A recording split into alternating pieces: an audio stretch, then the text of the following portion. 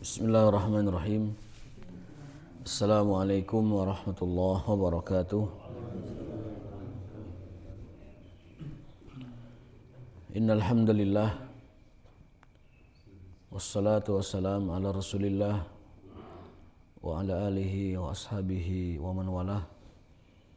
Amma ba'du. Allahumma subhanaka la ilma lana illa ma 'allamtana wa 'allimna ma yanfa'una wa zidna ilman. Rabbana atina fid dunya hasanah wa fil akhirati hasanah wa qina adzabannar. Amin ya rabbal alamin. Bapak sekalian yang dimuliakan Allah Subhanahu wa taala, alhamdulillah kita telah menaikkan dengan taufik Allah Subhanahu wa taala salat subuh berjamaah. Mudah-mudahan itu menjadi penerang kita nanti di yaumil akhir. Amin ya rabbal alamin. Hari ini tema kita adalah hadis Sahih Bukhari dalam bab Kitabul Khusumat, bab tentang sengketa atau persengketaan ya. Jadi lengkap sekali ini kitab hadis Bukhari, semua bab itu ada, sampai bab sengketa pun dibahas. Karena manusia tidak akan luput dari sengketa. Mau tidak mau manusia itu ada sengketa, baik yang skala kecil atau skala besar. Skala besarnya perang, skala kecilnya ya hari-hari ya begini sengketa. Ada klaim, ada penyangkalan dan lain sebagainya. Ini penting kita bahas karena manusia tidak lepas dari sengketa. Bismillahirrahmanirrahim. Kitabul Khusumat, bab tentang persengketaan. An Abdullah bin Mas'udin radhiyallahu anhu sami'tu rajulan qara'a ayatan sami'tu minan nabi sallallahu alaihi wasallam khilafaha fa akhadtu bi yadihi fa ataitu bihi Rasulullah sallallahu alaihi wasallam fa qala kilakuma muhsinun la takhtalifu fa inna man kana qablakum ikhtalafu fahalaku. Jadi ini Abdullah bin Mas'ud kan seorang qari ya, seorang pembaca Al-Qur'an yang mu'tabar, yang diakui oleh Rasulullah SAW. Jadi guru-guru Al-Quran itu diantaranya Ibnu Mas'ud.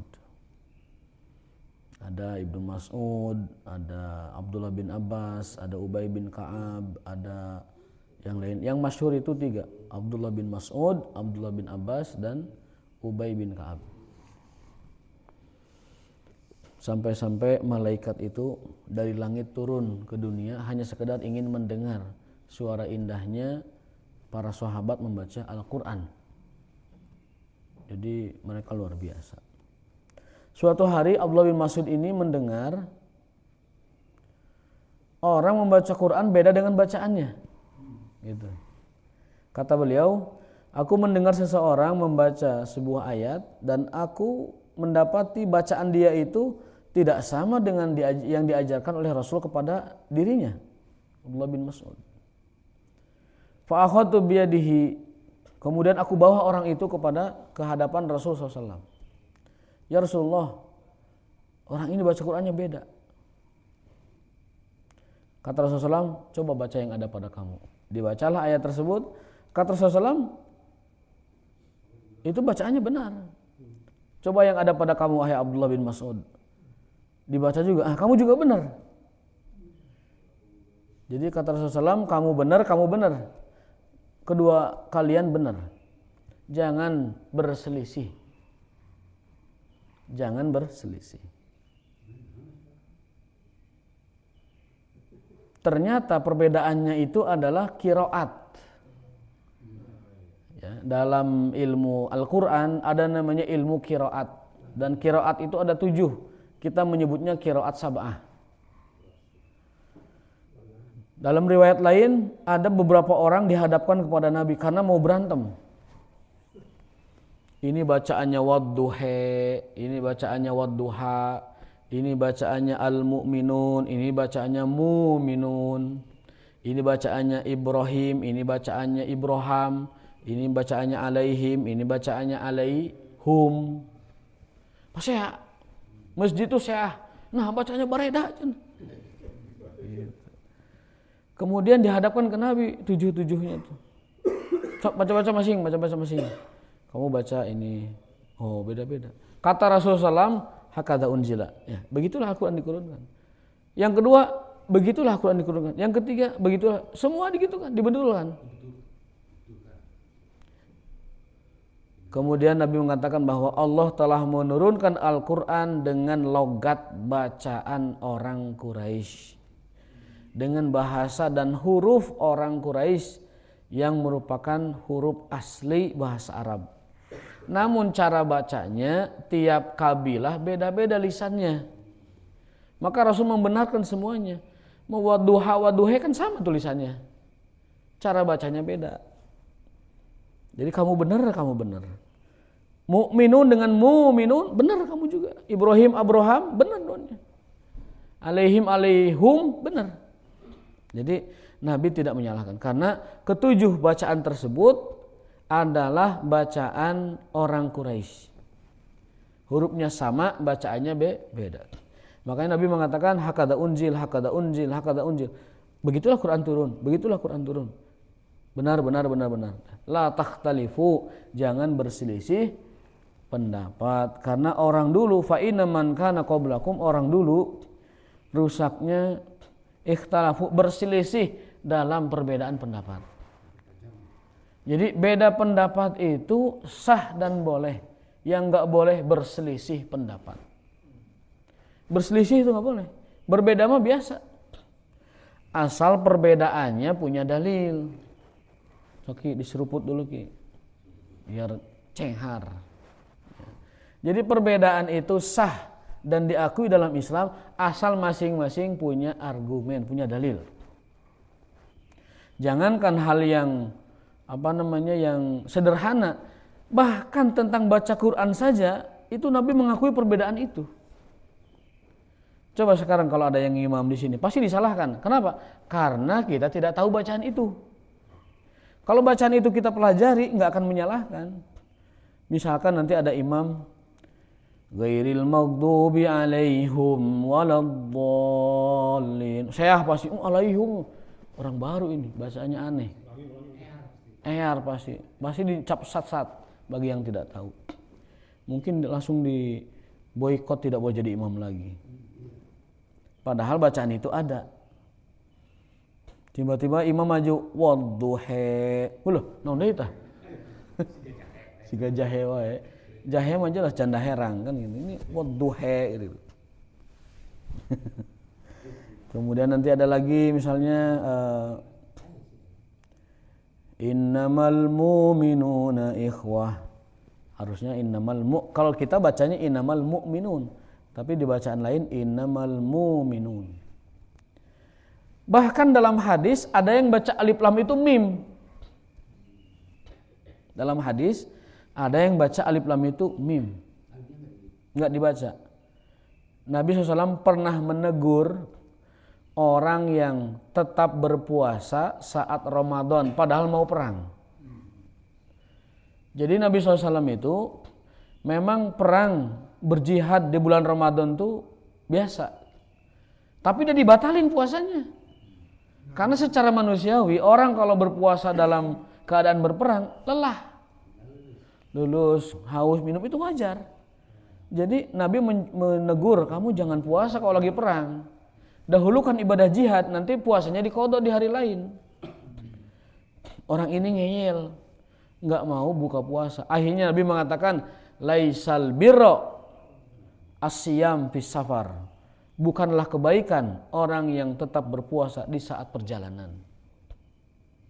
Tapi pakai bahasa logat Yamaniyah. Laisa minimbirim imsiyamim pim safar. Jadi alif lamnya itu dibaca mim. Laisal birra laisambir. Asyamu imsiyamu. Albirra imbirra fis safar, fim safar. Jadi alif lamnya dibaca mim pakai logat Yaman. Nah, yang kayak gitu biasa. Jadi asal dia punya dalil, asal dia punya hujah, asal dia punya argumen, apalagi dia tahu sanad riwayatnya, nah, tidak apa-apa. Berbeda pendapat itu lumrah dan biasa saja. kita perlu bijaksana menyikapinya. Yang tidak boleh itu berselisih. Maka kata Nabi, janganlah kalian berselisih, jangan pada berantem. Hei para qurra Al-Quran, jangan pada berantem. Kamu benar. Jangan berselisih. Karena orang dulu hancurnya karena perselisihan. Orang dulu hancurnya karena perselisihan. Saya pribadi wallahu alam tidak menguasainya. Satu kosakata.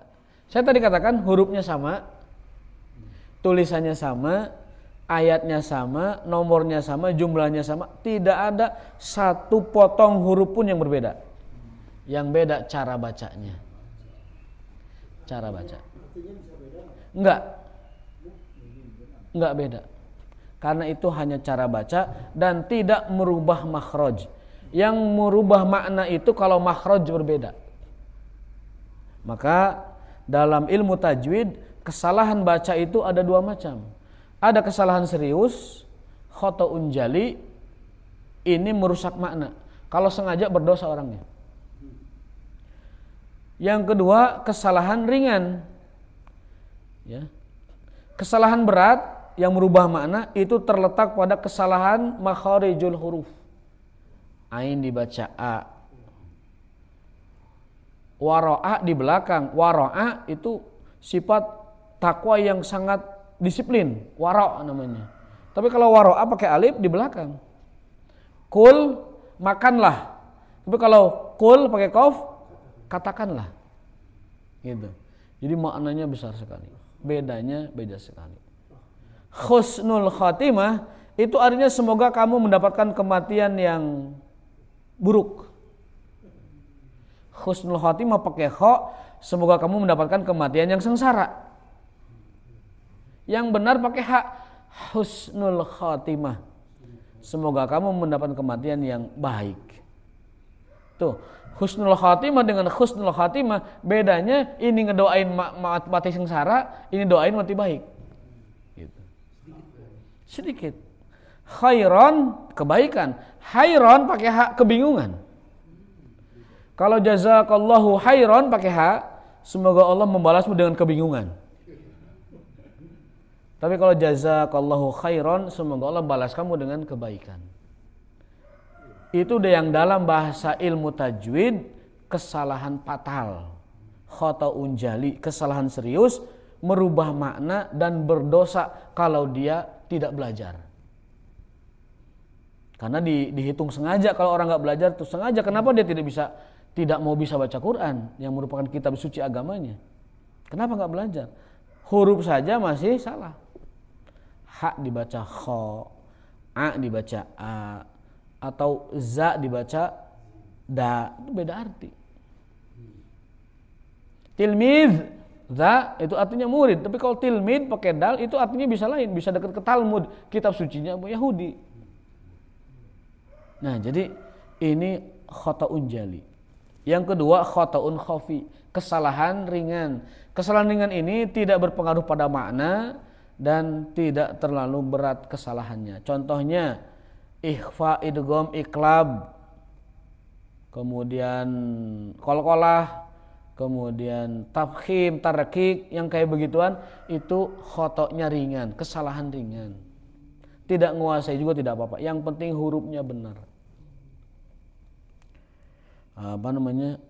Kesalahan ringan itu kayak begitu. Misalkan mim ba'du tapi dibacanya min ba'du, itu salah ringan karena dia tidak mematuhi hukum iqlab saja. Atau misalkan min syarri, dia bacanya min syarri, itu tidak masalah. Bukan tidak masalah, salah tapi kecil, tidak merubah makna, hanya tidak sesuai dengan kaidah ilmu tajwid. Yang mesti diperhatikan yang pertama kali adalah kesalahan yang serius, khata'un jali. Lalu nanti kita bertahap menghilangkan khata'un khafi. Jadi baca Quran itu ada aturannya. Baca Quran ada ketentuannya. Apa ketentuannya? Ketentuannya terdapat dalam surat Al-Mudassir.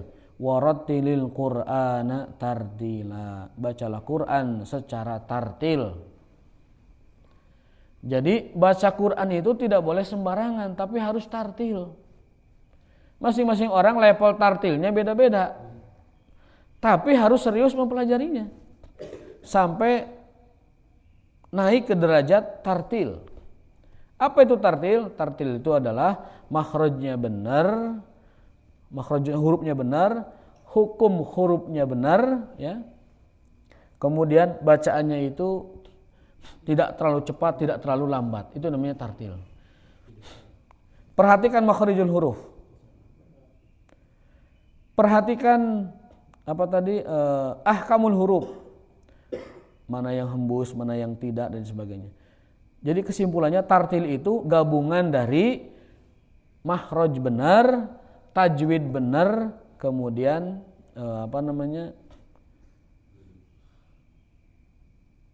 tidak terlalu cepat atau lambat, jadi sedang. Itu namanya tartil.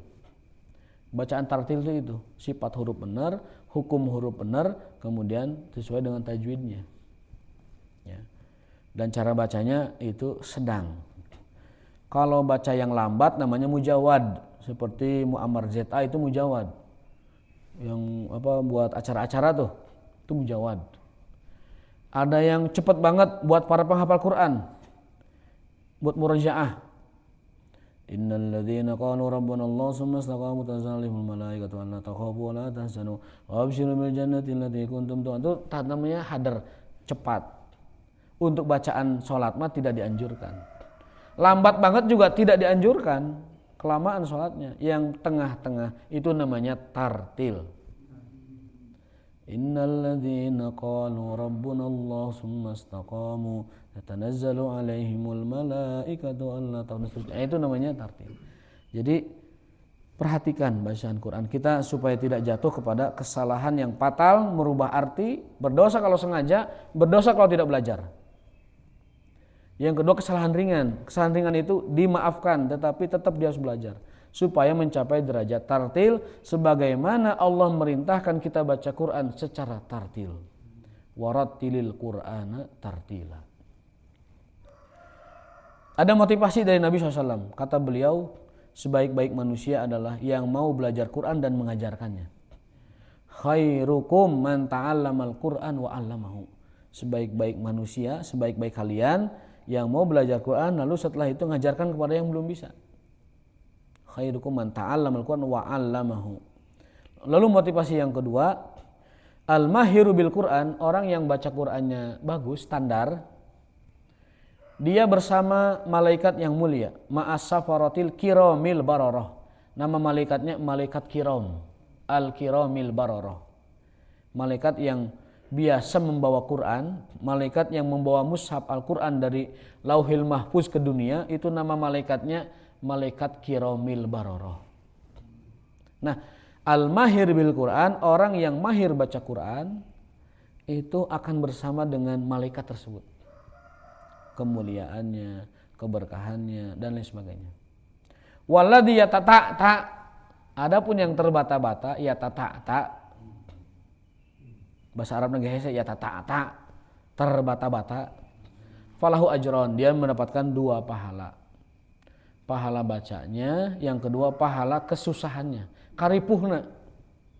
Jadi pahala baca hiji, pahala ripuh hiji, jadi 2. Yang terbata-bata.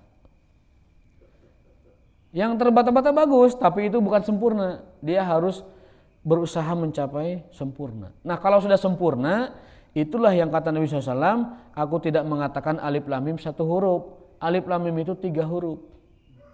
Alif 1 huruf pahalanya 10. Mim 1 huruf, lam 1 huruf pahalanya 10. Mim 1 huruf pahalanya 10. Jadi 30 pahalanya itu. Alif lam mim 30. Lalu ada kaidah setiap kebaikan dikali 10 lagi. Maka alif lam mim 300 kebaikan. 30 kali 10 ya 300. Alif lam mim 300 kebaikan. Karena 30 kali 10. Bagaimana kalau 1 ayat, bagaimana 2 ayat, 3 ayat dan seterusnya. Jadi marilah kita sama-sama memastikan posisi kita di Al-Qur'an sudah tepat. Bacanya standar, tartil ya. Kemudian tidak melakukan kesalahan yang fatal. Maka ulama sepakat hukum mempelajari tajwid itu sunnah, tidak wajib. Tapi memakai tajwid dalam baca Quran hukumnya wajib. Baca Quran pakai tajwid wajib. Tapi mempelajari ilmu tajwidnya tidak wajib. Artinya kita tidak perlu tahu ini idgham, ikhfa, iqlab, enggak tahu izhar, enggak perlu tahu namanya. Tapi bacanya benar. Min syarri, benar bacanya. Min ba'du nasi apa dalam surat al-alaq itu, nasiyatin kadzibatin khati'ah, izhar. Yang penting bacanya benar meskipun tidak tahu nama-namanya. Tabbat yada abi lahabi wa tabb, baknya dikolak-kolakkan, enggak tahu namanya apalah, kolak-kolak tahu saya enggak tahu, tapi bacanya ba itu dipantulkan, namanya qalqalah. Ada sugro, ada kubro. Nah, nama-nama itu nggak perlu tahu teorinya, tapi menggunakannya wajib hukumnya dalam baca Al-Quran. Mudah-mudahan kita semua termotivasi atau dapat motivasi dari Allah Ta'ala supaya membaca Quran sesuai dengan standarnya. Dengan perintah Allah, warattilil Qur'ana tartila, bacalah Quran secara tartil. Karena kelak di surga kedudukan kita dan makom kita sesuai dengan bacaan Quran kita.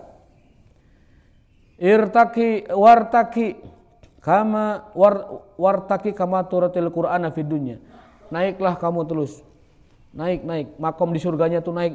Sebagaimana posisimu ketika mentartilkan Al-Quran. Berarti nanti kedudukan kita, pangkat kita itu sesuai dengan kualitas bacaan tartil Al-Quran kita dan banyak sedikitnya bacaan Quran kita. Ingin makom yang tertinggi di surga, maka Qurannya pastikan benar bacanya dan banyak bacanya. Kalau mau posisi itu. Makanya karena balasan pembaca Quran itu besar, Allah ngancam bagi orang yang salah niat dalam baca Quran dengan neraka juga. Dia adalah standar pangkat kita di surga, tetapi dia juga ancaman serius di neraka. Dalam hadis yang pernah kita bahas, hadis sahih, bahwa 3 orang yang pertama kali diseret oleh Allah dalam Al-Quran, ke dalam neraka itu, satu adalah para qurra. Ya. 3 orang yang pertama kali dicemplungin ke neraka, itu satunya adalah qurra, pembaca Quran, penghafal Quran.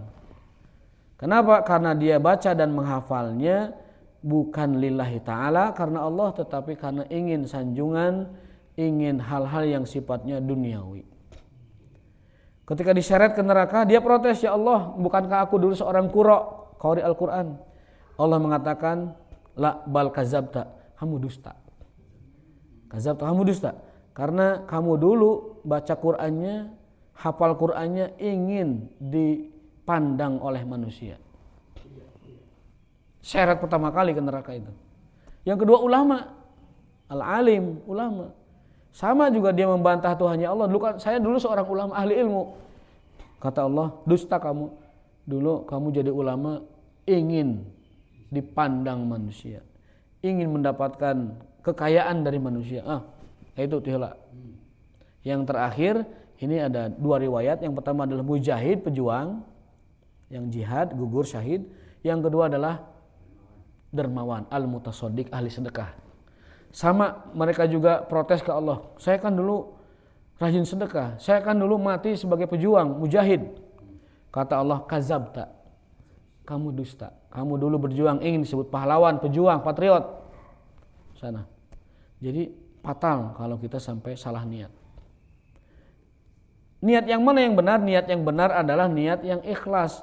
Yang ikhlas itu bagaimana? Ikhlas itu 2 patokannya. 1, lillahi ta'ala. Yang kedua, tidak mempertimbangkan manusia. Kalau dalam niat kita masih ada pertimbangan manusia maksudnya, maka niat itu belum ikhlas. Ikhlas itu adalah niat yang jika dilakukan semata-mata lillahi ta'ala, itu ikhlas. Tapi kalau masih ada pertimbangan lain manusia, meh anu, nah itu niatnya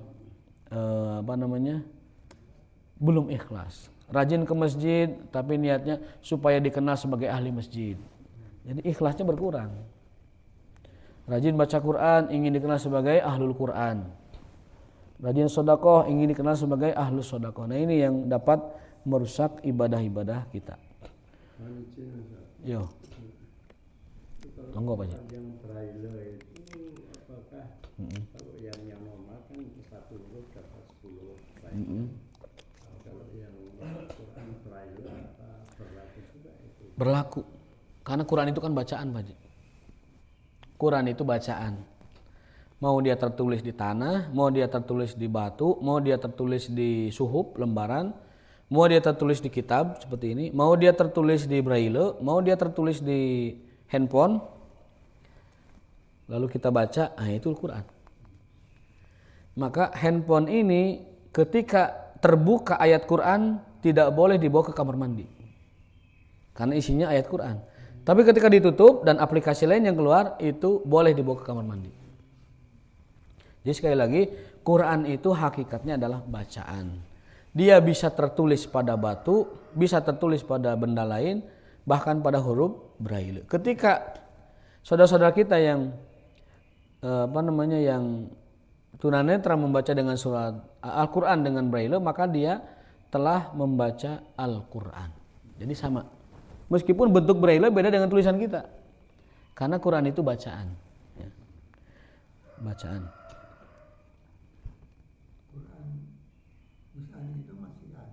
Ya, Mushaf Utsmani itu ini Quran kita ini Mushaf Utsmani. Oh yang asli, cetakan asli. Saya pernah dengar ada katanya di salah satu museum di Jerman.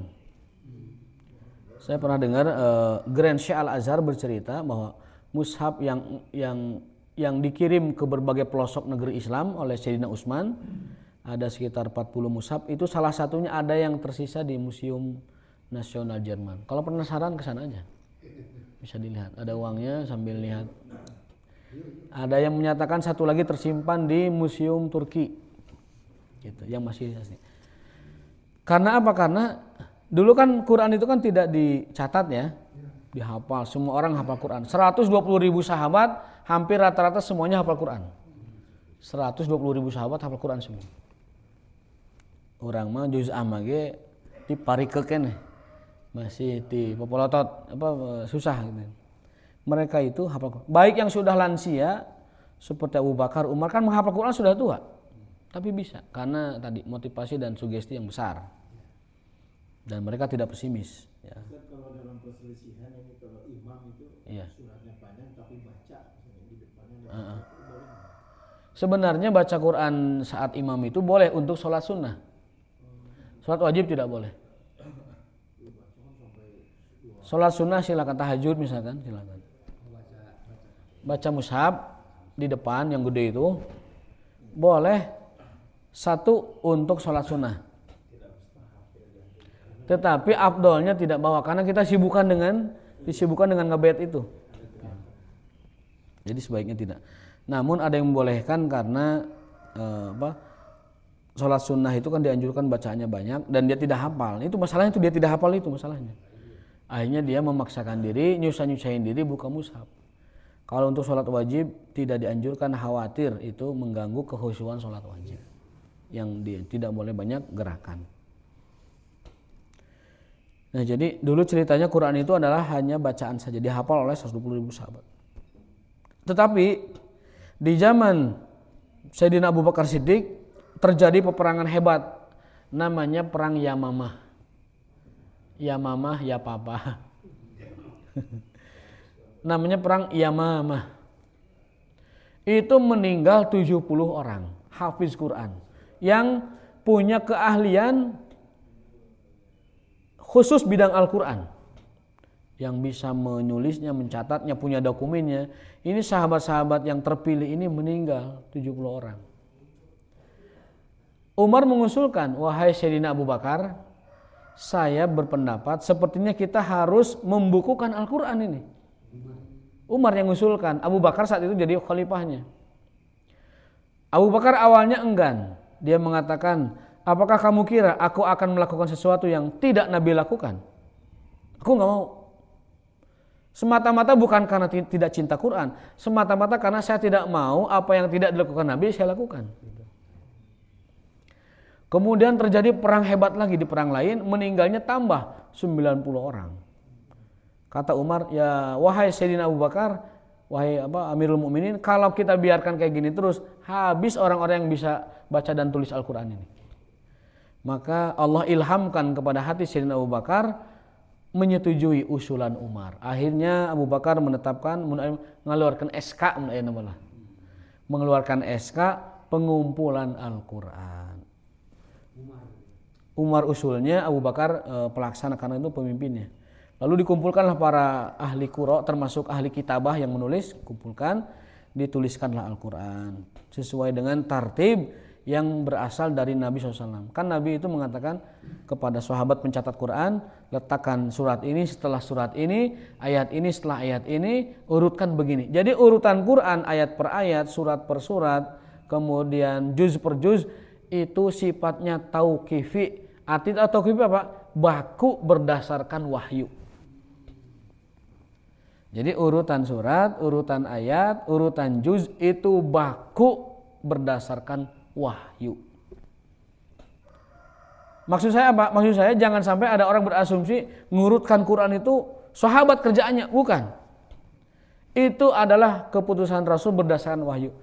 Letakkan ini setelah ini, letakkan ini setelah ini. Ayat per ayat, surat per surat. Jadi kalau ada yang mengatakan itu ijtihad sahabat, salah besar. Sahabat itu hanya ijtihad membukukan, menyalin, karena belum ada cetakan, membukukan, menyalin Al-Quran, tok itu saja. Lalu setelah terkumpul di zaman Abu Bakar, beliau keburu wafat. Akhirnya arsipnya itu disimpan di Umar, belum bisa dibukukan. Kemudian Umar meninggal, lalu pindah ke Utsman. Di zaman Utsman itu Quran disalin, beberapa puluh salinan dikirim ke negeri-negeri muslim.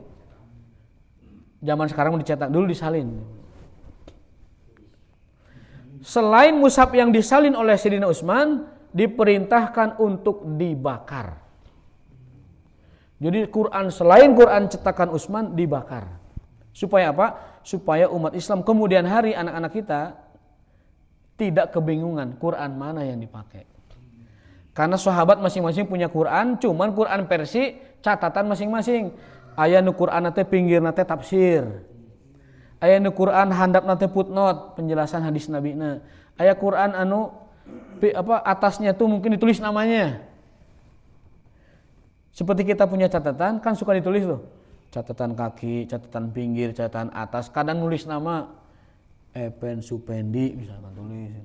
Nah, kalau itu kecetak, gimana generasi mendatang? Kok ada Epen Supendi? Jangan-jangan Quran karangan Epen Supendi.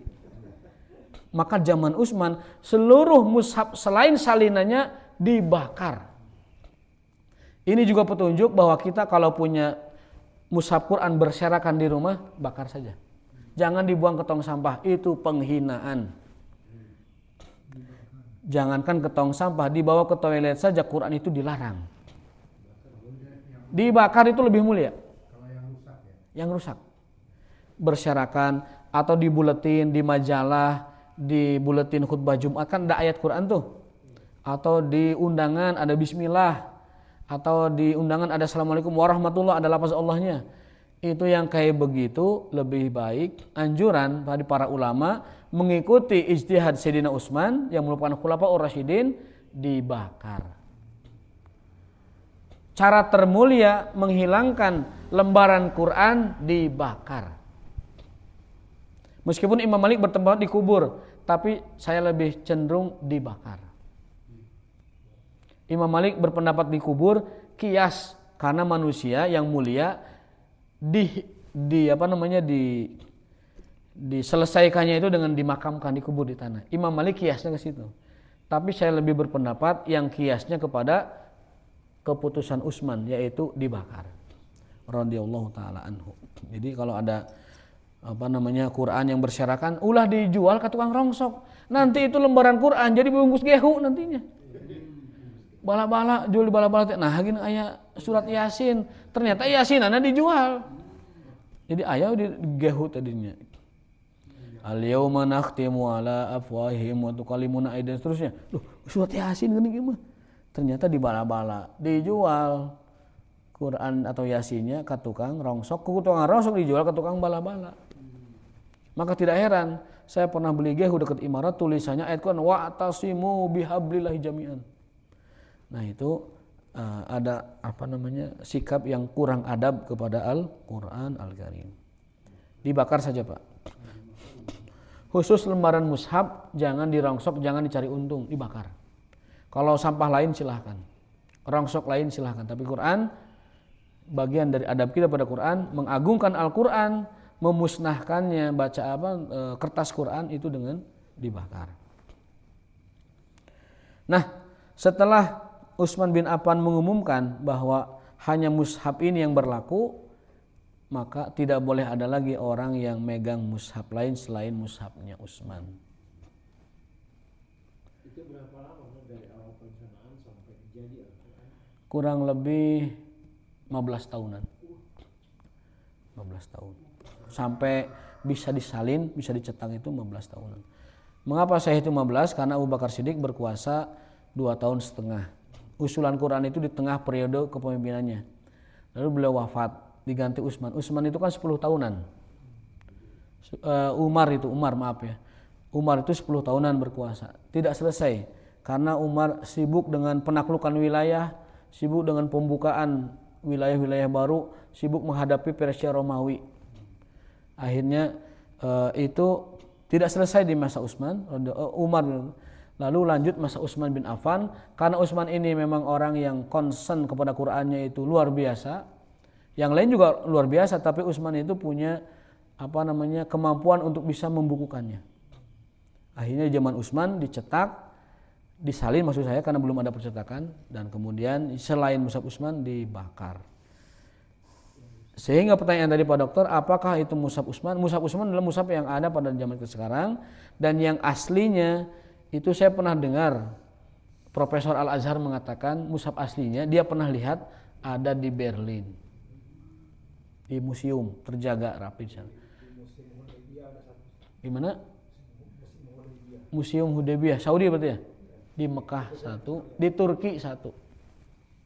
Karena waktu itu beliau mencetaknya sebanyak, ada yang mengatakan 10, ada yang mengatakan sampai beberapa puluh ke negara-negara taklukan Islam waktu itu. Kalau ada rezeki bisa main di sana. Nah, melihat mushaf asli bagaimana. Nah, mushaf asli itu tulisan asli, nggak pakai titik, nggak pakai tanda-tanda baca. Jadi ba, ta, sa, sama semua bentuk gitu ada juga perahu. Tidak ada titiknya. Tidak ada titiknya. Da, za sama, ro, za sama, sya, sa sama, po, zo sama. Tulisan mushaf asli Al-Quran tidak pakai titik. Tanda baca apalagi titik tidak ada. Jadi kalau Quran lama dibaca orang sekarang, dia tidak bisa bedakan ini mim ba'du apa min ya'du, atau min ta'du atau min sa'du. Kapan titik dikasih? Titik itu diberi titik di zaman Khilafah Abbasiyah, dinasti Abbasiyah atau Umayyah, oleh seorang ahli Al-Quran namanya Abul Aswad Ad-Du'ali. Abul Aswad Ad-Du'ali adalah orang yang pertama kali meletakkan titik pada Al-Quran. Kenapa? Karena orang non-Arab kesulitan baca huruf Arab yang tanpa pembeda. Oleh beliau atas izin Amirul Mukminin dibuatkan sa titikna tilu, ba titikna dihandap, ta titikna 2, nun titikna hiji. Jadi bata sa sa na jadi beda. Dulu nggak beda. Gimana bedainya coba? Nah, itu kelebihan para orang-orang dulu, amal jariahnya sampai sekarang ngalir ya, dengan tanda baca belum, baru titik itu aja. Bahasa Arab pun belum ada tanda seru, tanda koma, titik. Kalau bapak-bapak berkenan baca kitab-kitab gundul versi lama klasik, itu model tafsir Jalalain misalkan, akan kebingungan teu aya koma, teu aya titik, teu aya tanda seru, teu aya tanda baca.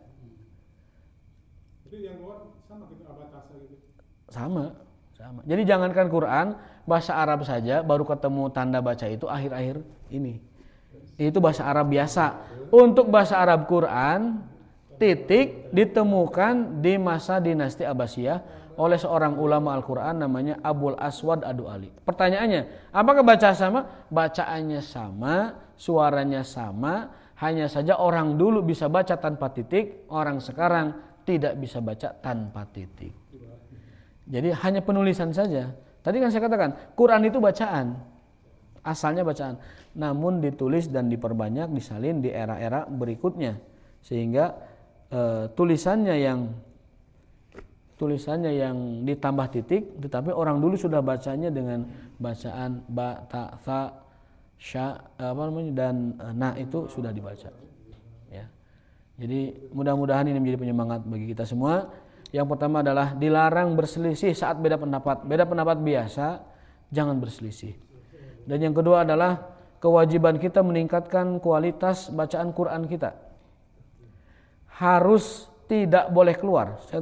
Harus tidak boleh keluar dari ragam baca qiraat sab'ah. Tidak boleh keluar dari 7 qiraat itu. Kalau keluar dari 7 qiraat itu, kita sesat baca. Nah, yang biasa kita baca itu adalah riwayat siapa?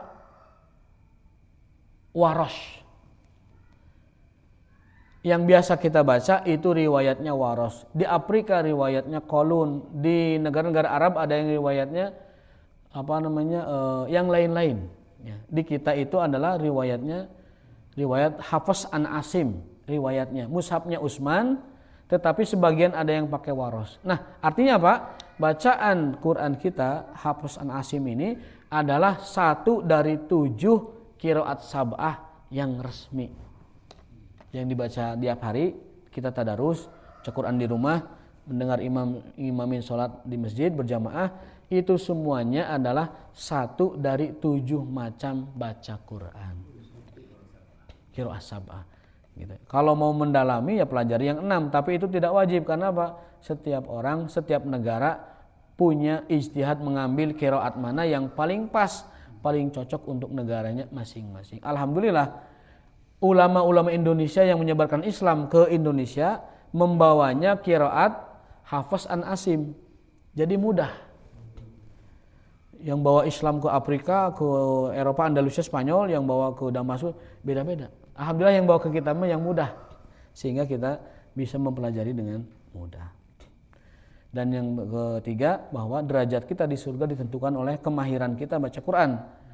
Dan mudah-mudahan semakin kita mahir Quran, semakin kita mendapatkan makom yang tinggi di surga. Dan yang terakhir banget adalah bahwa perintah baca Quran bukan perintah sembarangan, tetapi perintah baca Quran secara tartil.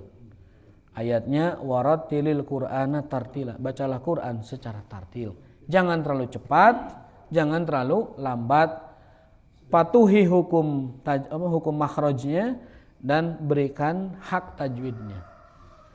Barakallahu li wa lakum, astaghfirullah li wa lakum, wa subhanakallahumma wa bihamdika asyhadu an la ilaha illa anta astaghfiruka wa atubu ilaik. Wassalamualaikum warahmatullahi wabarakatuh.